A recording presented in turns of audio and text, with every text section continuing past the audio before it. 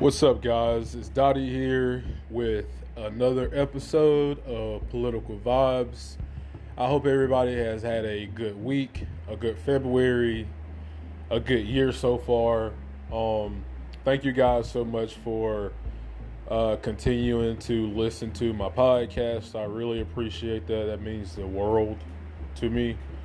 So I want to just take the time out and just say thank you so much for that. This is episode 4. I've made 3 episodes, so if you guys haven't, if you guys are new to the podcast, check those out. I've been trying to at least do 20 minutes, and I feel like I've been doing a pretty good job of that. Just my own opinion. But yeah, guys, so I wanted to get into this episode and talk to you guys about the Nevada debate that happened a few days ago. If you guys haven't catched that, I'm sure you could watch the highlights of it on YouTube, or it's all over social media. It's all over Facebook. It's all over Twitter. So if you're in the social media world, I'm pretty sure you've seen some clips of that, or hopefully you have. But I wanted to just give you guys my opinion on the winners and losers of the debate. And again, this is just based on my opinion on watching the debate, on who I think was the worst and who I thought was the best. And so before I get into it, I want to let you guys know that I'm going to be taking breaks about 5 minutes per segment. So I just want to let you know if I stop talking or randomly say, hey guys, we're going to be right back. It's because I got to pay some bills. Shout out to Anchor, But so yeah, guys, so who I thought came, if you guys didn't know who was still in the race, the Democratic race, again, this debate was held in Nevada. You had 6 candidates. You had Bernie Sanders, you had Elizabeth Warren, you had Joe Biden, you had Mike Bloomberg, you had Pete Buttigieg, and you had Amy Klobuchar. So those are the 6 that are remaining in the Democratic primary. So to get right into it, who I thought did the worst was Mike Bloomberg. If you guys didn't know who Mike Bloomberg is, he is a billionaire. He seems like he's a privileged type of entitled type of billionaire. That's what his vibe gives off to me. And a lot of you guys probably don't know who Mike Bloomberg is, but if you don't, look him up, and I guarantee you it'll ring a bell, and it'll just show you how rich, why he's so rich. So, but anyway, I think, excuse me, I thought that he did the worst out of all the other candidates, simply because he just seemed like he was not prepared for some of the questions that were thrown at him. I felt like that he thought that, people wasn't going to question him based off of, how much money he has as a candidate. And that's pretty much all he's been doing anyway. Like, this is his first time even being on the debate stage in this whole primary cycle. Because, he has the funds to just go on TV and run ads and, don't have to get questioned by anybody. And so I was glad that he did show up to this debate stage, because it really put him on the spot. And a lot of candidates went after him. Rightfully so, because obviously he's just trying to buy the election, and I don't think that's going to fly this go around.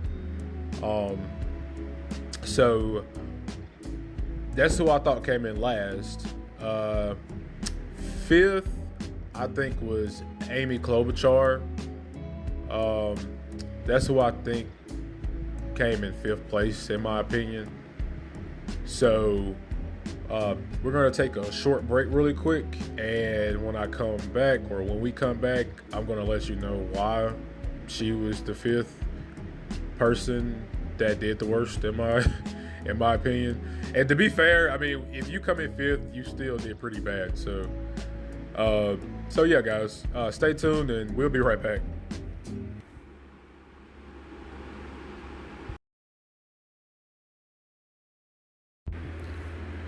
Hey guys, it's Dottie here, back on Political Vibes. So I want to jump right back in it. Fifth place I thought was Amy Klobuchar because I don't know, she just really didn't seem prepared for, I guess, retaliation.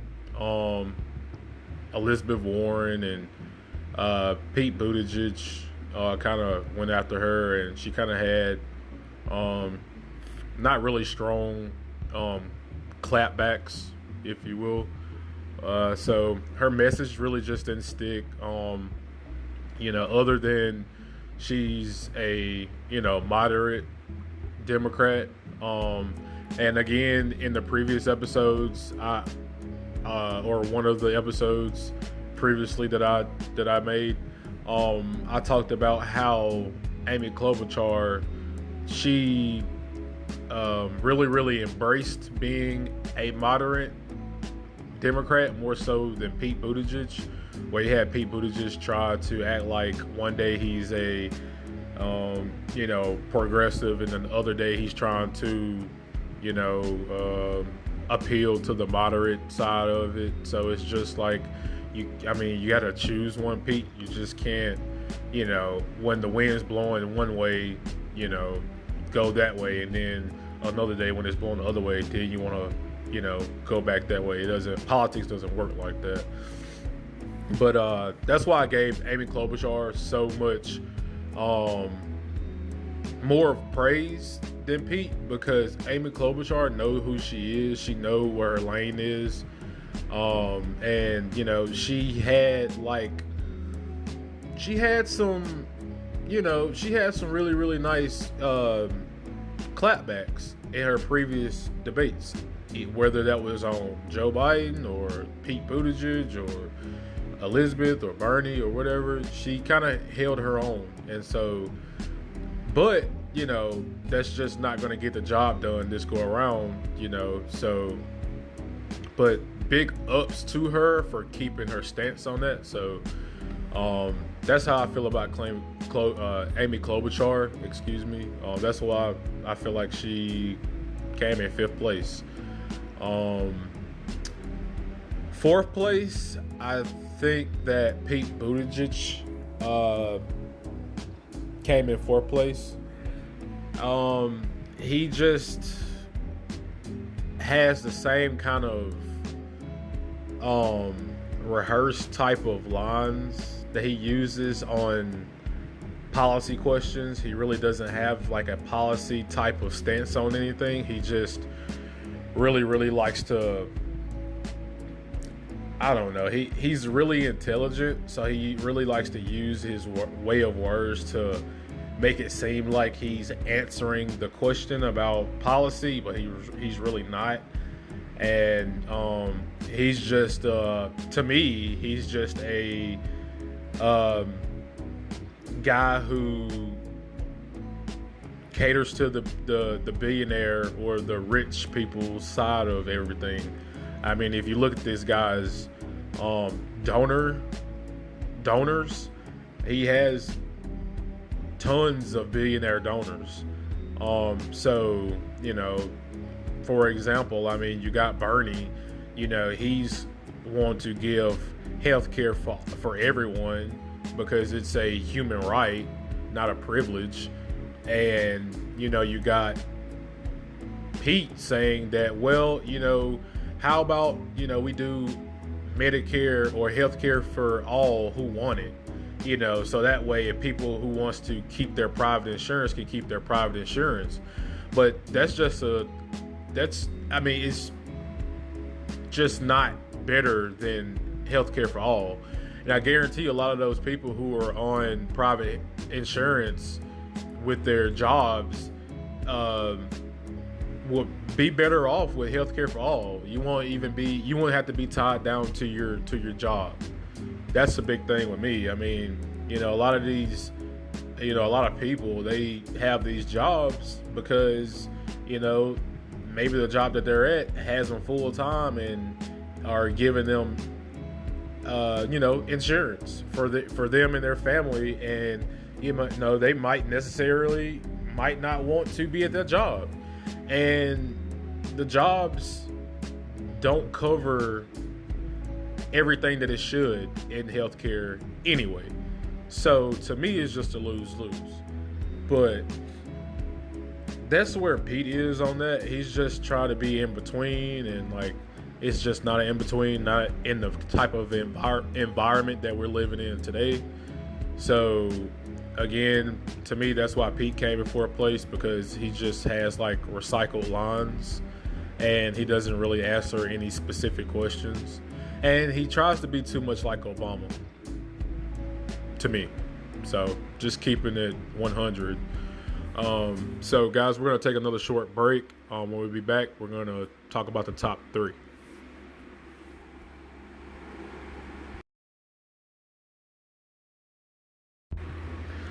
So yeah, guys, we're back here on Political Vibes. Dottie here. And so yeah, like I was saying in the last segment about Pete Buttigieg, while he didn't come in last, he definitely didn't come in first or in the top 2. Simply just because you could tell that he just rehearsed his debate speeches. They just feel rehearsed. Where Bernie, to me, in my opinion, and Elizabeth Warren, they just have a way of not saying things that sound like it's script. They, to me, speak from the heart, and so that's a big thing with me. I rather have somebody that's speaking genuinely from the heart than just having rehearsed lines. You're not Pete. Me and you both know that you're not going to. If you get in office, that you're not going to fight for healthcare for all, because obviously the people who were supporting your campaign were the big time corporate donors, like the pharmaceutical industry or the healthcare private insurance industries, things like that. They're supporting your campaign, so you can't say that you're going to do the opposite when you're already taking money from the people who don't want you to go that way. That doesn't make sense. So anyway, that's why Pete came in fourth to me. The third place, I would say, would be Joe Biden. Joe Biden really didn't have a good night, but he didn't have a bad night either. He's really popular in diverse states like Nevada, because again, I mean, when you were the vice president to the first African American president, you kind of got that support already established. But I'm glad this go around that people are really, really starting to look at policies more so than policies and reputation, more than just this guy's a Democrat, or this guy's a Republican and he served, or he was the vice president or whatever under the guy who I like to begin with, or the guy who everybody supported. I mean, things change. Times change, and the times are changing. That's why you got somebody like Bernie Sanders. I'm going to keep saying Bernie because obviously, as of now, excuse me, he's the candidate that I support. I mean, that's why he was popular before his time. I mean, he's been sticking to the same type of popular ideas because it's all about that next generation. but also having appropriate policies that is going to appease old voters. And he has policies that appease both sides of the equation, the old voters and the young voters. And so he has a good way of getting Republicans to vote for him, or Republican voters to vote for him, and independent voters. Like, it's not all about just trying to get Democratic voters. It's about trying to get people from the other side, or the people that are in the middle, to try to say, hey, look, like, come this way. Like, I'm trying to have a system that works for not just some folks, but everyone, And so, again, Joe Biden came in third, because, he just, he just kind of had just the same old kind of just, again, talking points, kind of like Pete.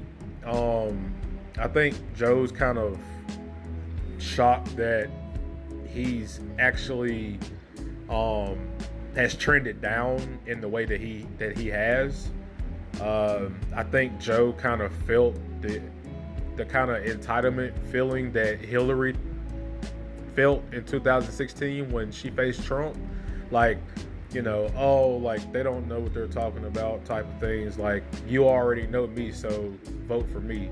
And in Joe Biden's case, he was the vice president for Obama, so he just feels, to me, that he didn't really have to be prepared for any kind of like specific policy questions, because he just felt entitled to the vote, and that hasn't helped him.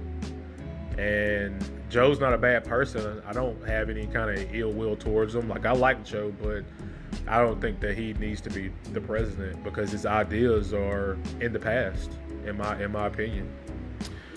So guys, we're going to take one more break. When we come back, I'm going to let you know who the top two was. Stay tuned.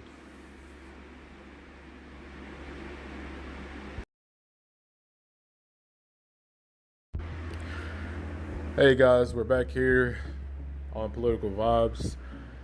So in the last segment, I talked about how Joe Biden didn't come in last, but he didn't come in first either. So I gave him that third spot just because, again, I just felt like his head's really not in the game now that he's dropped so low in the polling. And I think that surprised not only him, but his campaign, his advisors, and people who help him in the campaign and stuff. I think they were feeling that since he was the vice president to Obama, then that they were going to have a cakewalk, and it didn't end up going that way. And I feel like they kind of panicked, and I just feel like Joe Biden's going to be where Joe Biden is. I don't think he's going to come out on top. But then again, I mean, we still have a lot of primary to go. The next state is South Carolina, and he has a bunch of black support in South Carolina. So we shall see, though. The last poll I seen, Bernie was only behind him maybe 4 points, where Joe Biden's overall black support in South Carolina has dropped and Bernie has risen, but Biden still holds the lead in South Carolina. So again, he's not doing too well in Nevada, but then again, we still have South Carolina, which is a major state that plays, which is a major factor that state plays in the primaries. So I'm going to give you the second person, the runner-up, who I thought did a great job, and that's Bernie Sanders. I think that he had a great night.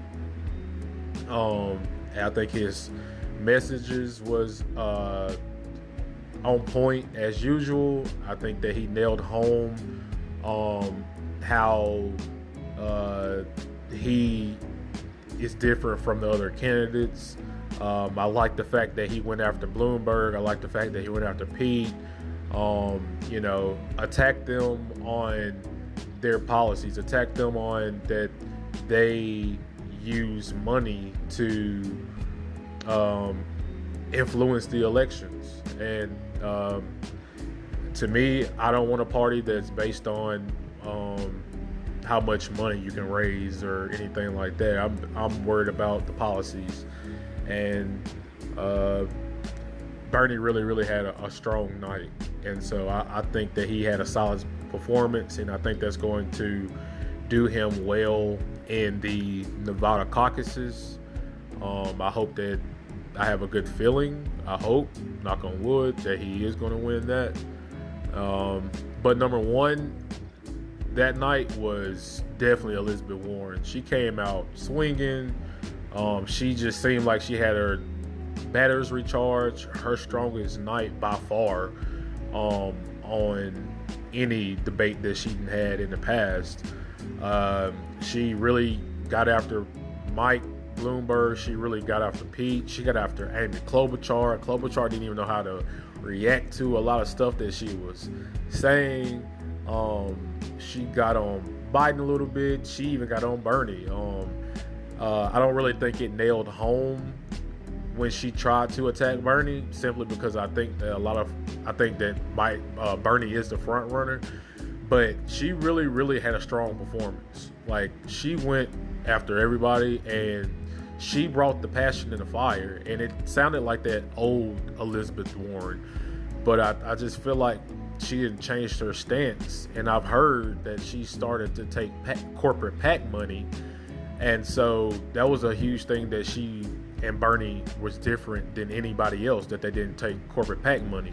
Bernie still doesn't take corporate PAC money, but Elizabeth has now, and even though she had a strong night, I still think that that's going to hurt her in the long run. So yeah, guys, that's my winners and losers. You guys, please, guys, keep supporting me. Reach out to me. Follow me on social media at Dottie D92 DAHDEE, the number 9, the number 2. And yeah, guys, share this video, like this video, and hopefully I have more content coming to you soon. So again, guys, thank you for listening, and I'm Dottie. This is Political Vibes. Catch you next time.